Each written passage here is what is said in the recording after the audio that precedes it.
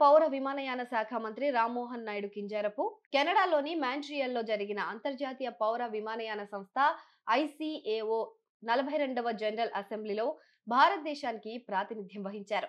ఈ సందర్భంగా ఆయన ICAO కౌన్సిల్ ప్రెసిడెంట్ సాల్వటోర్ స్కియాచీతో సెక్రటరీ జనరల్ జవాన్ కార్లోస్ సజార్లతో సమావేశమయ్యారు.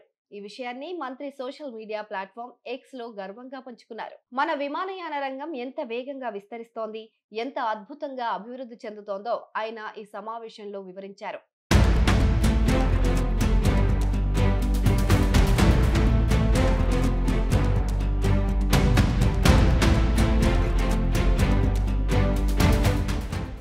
రామ్మోహన్ నాయుడు భారతీయ విమానయాన రంగం సాధించిన అపారమైన అభివృద్ధిని ప్రస్తావిస్తూ గ్లోబల్ ఏవియేషన్ లో భారత స్థానాన్ని మరింత బలోపేతం చేయడానికి ICAO అందిస్తున్న సహకారానికి కృతజ్ఞతలు తెలిపారు.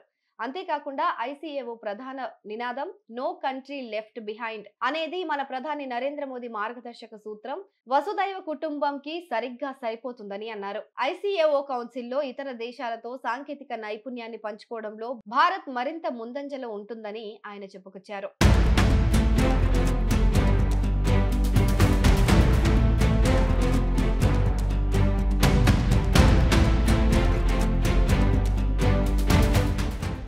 ఇక మంత్రి రామ్మోహన్ నాయుడు ఈ సమావేశంలో 2 ముఖ్యమైన అంశాలపైన దృష్టి పెట్టారు.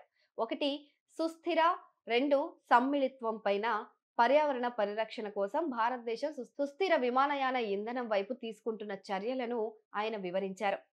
అంతేకాకుండా విమానయాన రంగంలో మహిళల భాగస్వామ్యాన్ని పెంచడానికి, లింగ సమానత్వాన్ని తీసుకురావడానికి భారత్ కట్టుబడి ఉందని ICAO ఉన్నతాధికారులకు స్పష్టం చేశారు.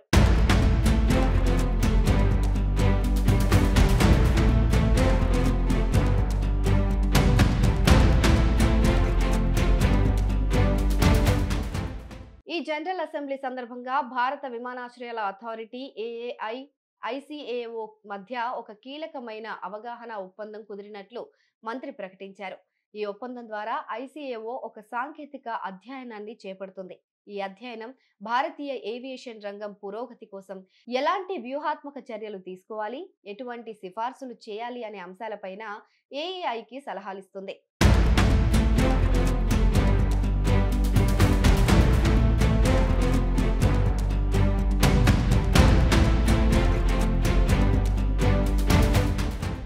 ఈ అధ్యయనం యొక్క ప్రధాన లక్ష్యాన్ని మంత్రి వివరించారు. భారతదేశంలోని విమానాశ్రయాల అభివృద్ధి వాటి చుట్టుపక్కల వాతావరణానికి అనుగుణంగా ఉండేలా చూస్తుంది. అంతేకాకుండా ఏరోట్రోపోలిస్ లేదా ఏరోసిటీ మోడల్స్ ను సృష్టించడం ద్వారా విమానాశ్రయాలను ఆర్థికాభివృద్ధి కేంద్రాలుగా మార్చుకోవచ్చని, ఈ అధ్యయనం మార్గం సుగమం చేస్తుందని మంత్రి రామ్మోహన్ నాయుడు ఆశాభావం వ్యక్తం చేశారు.